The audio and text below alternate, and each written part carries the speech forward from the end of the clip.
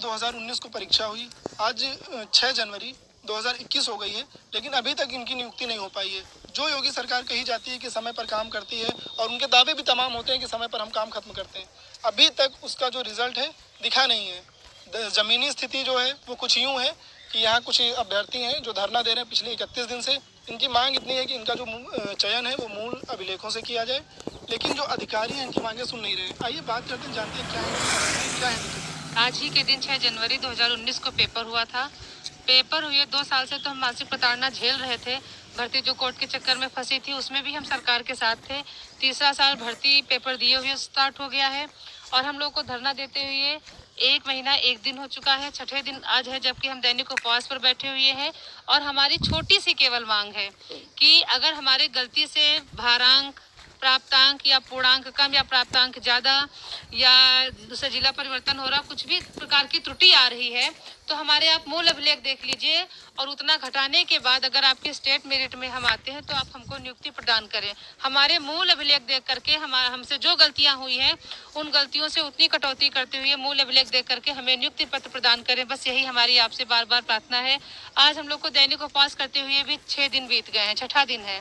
धरना भी हम लोग 30 दिन से दे रहे हैं, आज 31वां दिन है। भर्ती को भी 2 साल आज के दिन पूरे हो गए, तीसरा साल शुरू हो गया है। आखिर कितनी मानसिक प्रताड़ना हम झेल, अब ये मानसिक प्रताड़ना हमसे नहीं झेली जा रही है। मानसिक प्रताड़ना के साथ साथ शारीरिक, आर्थिक सभी प्रकार की प्रताड़ना को झेलते झेलते अब हम थक चुके हैं। अब तो हमारा अंत कर दीजिए, हमारे साथ न्याय कर दीजिए। हो रही इस अन्याय को अब तो अंत में बदल दीजिए। आखिर कब हमें न्याय मिलेगा? हम लोगों की बस शुरू से यही मांग रही है कि हमारे मूल अभिलेख देखे जाएं और उसके हिसाब से अगर हम मेरिट में हैं, आते हैं, तो उसके हिसाब से हमारा चयन किया जाए। और जो कि 4 तारीख को शासनादेश जारी हुआ था उसके आधार पर जो लोग होल्ड किए गए हैं, तो उन लोगों की चाहे कोई भी विसंगति हो, अगर वो सही पाए जाते हैं तो उनको उस नियुक्ति पत्र प्रदान किया जाए। मेरा नाम पवन कुमार है। मैं संत कबीर नगर का रहने वाला हूं और मेरा चयन सिद्धार्थ नगर में हुआ है। मैं सरकार, शासन प्रशासन से सिर्फ यही विनती करना चाहता हूं कि अब बैठे बैठे हम लोगों को 31 दिन हो गया है।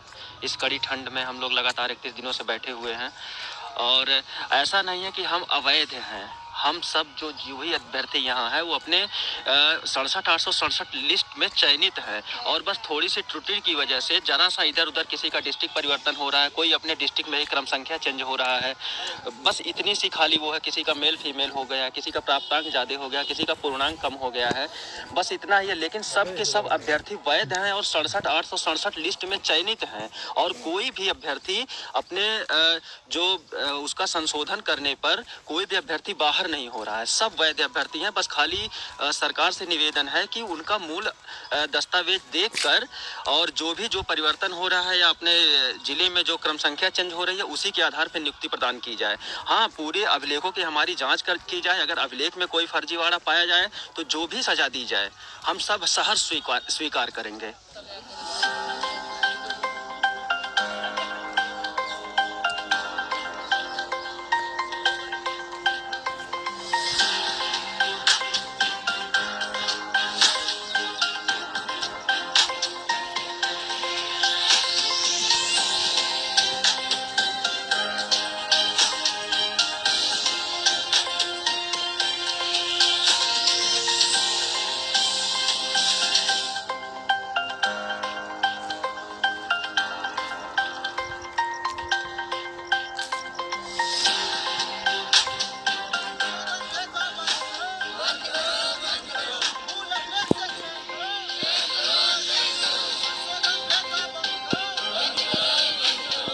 सर, मेरा नाम आशुतोष श्रीवास्तव है। मैं प्रयागराज से आया हूँ और विगत 7 दिसंबर से यहाँ पे हम लोग अनवरत धरना दे रहे हैं। धरना का एक निवेदन कर रहे हैं कि हम लोग काउंसलिंग करा चुके हैं और जो भी विसंगतियां हैं हमारे आवेदन पत्र में और हमारे क्या कहते हैं मूल प्रमाण पत्र में, उस विसंगतियों को दूर किया जाए और हमें नियुक्ति पत्र दिया जाए, क्योंकि हम लोग वैध हैं और 67,867 जो इनके प्रदेश की मेरिट है उसमें अपना स्थान बनाए हुए हैं। तो हमारा शासन और प्रशासन से यही अनुरोध है कि 4 तारीख को जो इन्होंने जियो जारी किया था, 4 दिसंबर को एक शासनादेश जारी हुआ था त्रुटि संशोधन पर, उसमें जितने भी लोग बचे हुए हैं अगर वो वैध हैं, सही हैं और प्रदेश की मेरिट लिस्ट में आ रहे हैं तो उनका संशोधन करके उनको नियुक्ति पत्र दिया जाए। अगर किसी तरीके से हम फ्रॉड हैं, गलत हैं, तो जो भी हमारे खिलाफ हो सकता है वो किया जाए। और हम लोग अभी 1 तारीख से यहाँ पर दैनिक उपवास कर रहे हैं और ये दैनिक उपवास तब तक चलेगा जब तक सरकार हमारी बात मान नहीं लेती है और हमारे लिए कोई शासनादेश, एक अच्छा शासनादेश जारी नहीं कर देती है। मेरा नाम ममता सुमन है, मैं प्रयागराज से आई हूँ। हम लोग 7 तारीख से धरना दे रहे हैं। धरना क्या दे रहे हैं, एक तरह से निवेदन ही है। धरना होता तो हम लोगों का कोई उग्र रूप भी होता, लेकिन हम लोग निवेदन कर रहे हैं और हमारी मांगे बस सुन ली जाए। मूल अभिलेख देख के हम लोग चयन के लिए कह रहे हैं। हमारा जो है 67,867 की लिस्ट में हम लोग चयनित हैं। हम लोगों की काउंसलिंग भी हो गई, जितने लोग हैं सबकी काउंसलिंग हो गई। कुछ लोगों को तो नियुक्ति पत्र भी मिल गया था, लेकिन विसंगति होने के कारण उन लोगों से वापस ले लिया गया है। तो अब हमारा जो मूल अभिलेख है वो देख लिया जाए। अगर हम उसके आधार पे आते हैं तो हमारा चयन किया जाए। जितना हमारा गुणांक बढ़ रहा है, हम लोगों ने जैसे जितना भी नंबर बढ़ गया है उसको माइनस करने के बाद भी हम लोग आ रहे हैं अपने प्रदेश की मेरिट में, तो हम लोगों का भी चयन किया जाए।